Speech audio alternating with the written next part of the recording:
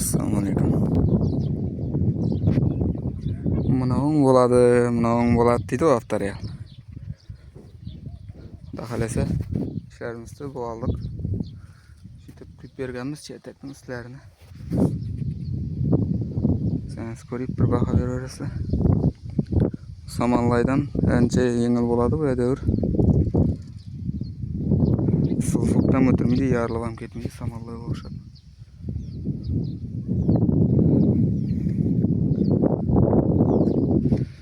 Shunday penal olmaz xizmatlari kerak bo'lsa, telefon qilaverasizlar. Shunday chetak kuzatish kerak bo'lsa, mana bu telefon qilaverasizlar.